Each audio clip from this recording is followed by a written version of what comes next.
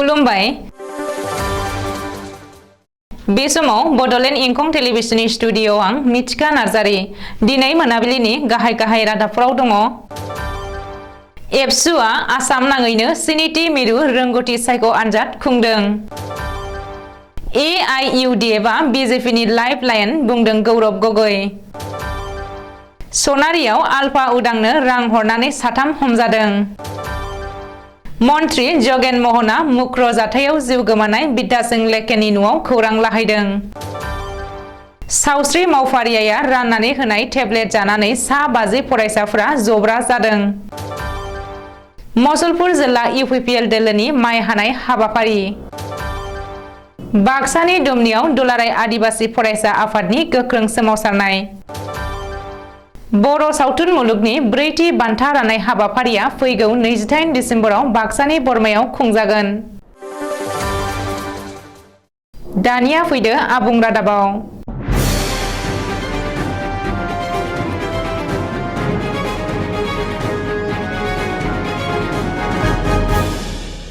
एबसुनि बानजायनायाव दिनै स्निथि मिरु रोंगौथि सायख' आनजाद खुंदों। एबसुनि बानजायनायाव दिनै मिरु रोंगौथि सायख' आनजाद बर्डआ आसाम नाङै 2022 मायथाइनि एबा स्निथि मिरु रोंगौथि सायख' आनजाद खुंदों। मख'नो गोनांदि बिटिआरनि दरबा जिल्लाजों लोगोसे आसाम नाङै गुबुन 17 जिल्लानि गं 198 आनजाद मिरुआव देग्लायनि स्निथि मिरु रोंगौथि सायख' आनजादखौ खुंनाय जादों आरो बे रोंगौथि सायख' आनजादाव बड'लेण्ड आरो आसाम नाङै गासै सा 18,740 बिजाथि बाहागो लादों। बेनिनो सा 9,404 फरायसुला फरायसुलिफोरा 9 थाखोनि आरो गुबुन सा 9,336 फरायसुला फरायसुलिफोरा 10 थाखोनि आनजादखौ लिरदों होननानै एबसुनि ससियेल मिडियाया फेसबुक पेजआव फोसावदों। मख'नो गोनांदि बर' बिजोङाव फरायनाय फरायसुला फरायसुलिफोरनो गुनगोनां सोलोंथाइ एबा क्वालिटि एडुकेसन होनायखौ बांहोनायनि थांखिजों एबसुआ बोसोरफ्रोमबो रोंगौथि सायख' आनजाद खुंबोदों। AIUDFआ BJPनि लाइफ लाइन। AIUDF गैयाब्ला BJPआबो थानाय नङा। बे बाथ्राखौ बुंदों कंग्रेस दैदेनगिरि आरो कलियाबरनि MP गौरब गगैआ। मख'नो गोनांदि हजायाव खुंनाय कंग्रेसनि भारत ज'र जात्रानि मोनसे सुबुं थुबुरमा मेलाव MP गौरब गगैआ AIUDF आरो BJPनि दोलोखौ गोख्रों रावजों सावरायनानै AIUDFआ BJPनि लाइफ लाइन होननानै बुंदों। बबेखानि AIUDFआ कंग्रेसनि हेंथायैसो सावरायो, नाथाय हिमन्तनि सायाव गोदै बाथ्रा बुङो होननानैबो गौरब गगैआ बुंदों। बेनि अनगायैबो मोननै दोलोनि गेजेराव बिदा फंबायनि सोमोन्दोआ रायजो राजाफोरनि गेजेराव सोराङाव फैनांगौ। आजमल फाउन्डेसननि सायाव नायबिजिरगोन होननानै बुंनायनि उनावबो मानो दासिमबो नायबिजिरनाया जागायाखै होननानै गौरब गगैआ सोंलु सोंदों। ओरैहाय BJP सोरखारा हजाय जिल्लायाव माखासे गोनांथार खामानिफोराव गोहैलो खालामनायनिबो गोख्रों अजद होदों। बेजों लोगोसे BJP सोरखार थाजासिम आसामाव हा-हुनि रैखाथि गैया। आसामनि रायजो राजाफोरखौ रैखाथि होनो हायाब्ला गिबि मन्थ्रिया गावनि आखायाव लानाय नखर बिफानखौ गुबुन मन्थ्रिनो गथायनांगौ होननानैबो MP गौरब गगैआ दाबि खालामदों। आफाद आसामनि सनारियाव सोरखारजों होबथानानै दोनजानाय उदखारि आफाद आलफा उदांनो रां अनसुंथाइ होनायनि दायाव 3 सुबुङा हमजादों। आलफा उदांनो रां हरनायनि दायाव 3 सुबुंखौ नामतला पुलिसआ हमदों होननानै मिथिनो हादों। परेश बरुवा दैदेननाय आलफा उदांनो रां हरनानै पुलिसजों हमजानाय 3 सुबुंखौ मनहर ठाकुर, लाला बाहादुर ठाकुर आरो खादेर शाह होननानै सिनायथिनो हादों। रिपर्ट बादिब्ला आलफा उदांनो रां हरनाय हमजानाय 3 सुबुङा आसाम नागालेण्ड सिमना ओनसोलनि साफा फालांगिरिफोर। नाथाय बिसोर 3 फालांगिरिनाव आलफा उदाङा रां दाबिदोंमोन ना दाबियाखैमोन बेनि बागै रोखायै मिथिनो हायाखै आरो पुलिसनि नायबिजिरनायाव आलफा उदांनो रां हरनायनि गासैबो जाथाया सोराङाव फैगोन होननानै पुलिसआ फोरमायदों।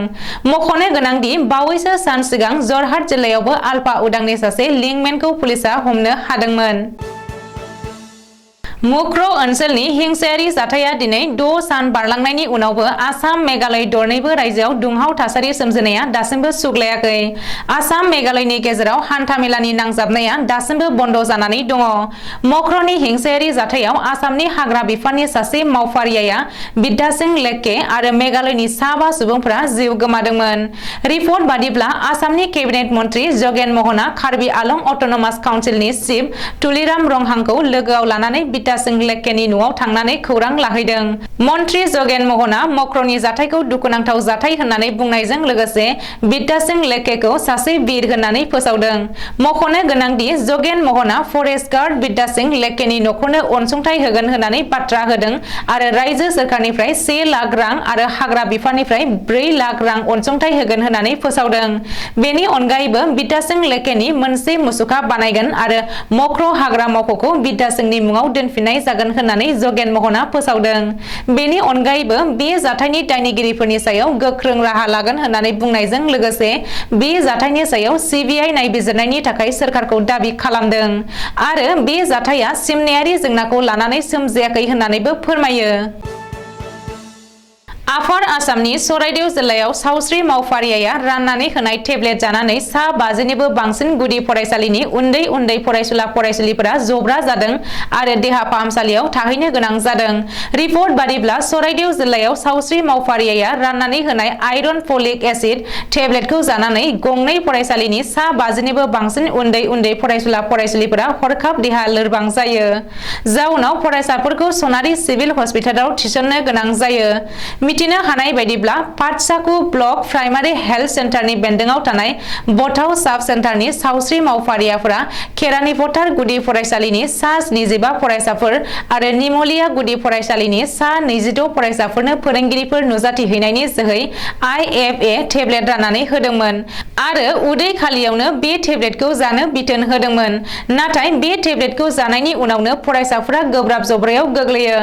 ओरैहाय बे जाथायनि सायाव नायबिजिरनो जागायबाय होननानै सावस्रि बिफाननि मोनसे सुलुङाव फोरमायदों।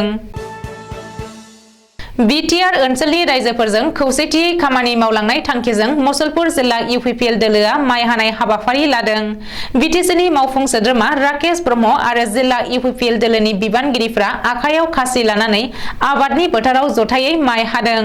ओनसोलनि रायजोफोर आरो दोलोनि मावथिफोरजों जथायै माइ हानानै मावफुं सोद्रोमा राकेश ब्रह्मआ बुंथियो दि सुबुं सम्पद सोरजिनायनि बिथांखिनि गेजेरजों रायजोफोरनि गेजेराव अनलायनाय लाबोनाय आरो गोजोन खौसेथियै खामानि मावलांनाय, रायजोफोरनि दुखुनि समाव मदद होलांनाय बायदि खामानिफोरखौ फारियै मावलांनो थाखाय प्रमद बर' दैदेननाय सरकारा गोख्रों थांखि लानानै मावलांगासिनो दं होननानै फोरमायथियो।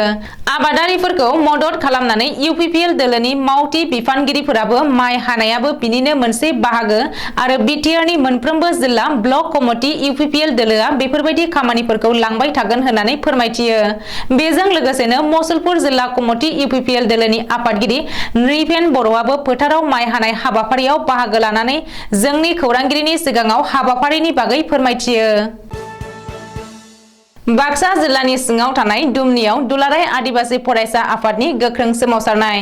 फरायसा आफादनि गोख्रों सोमावसारनायाव भुटान हादोरनि गारिफ्रा लारि लाखिथ'नांगौ जानायखौ नुनो मोन्दों।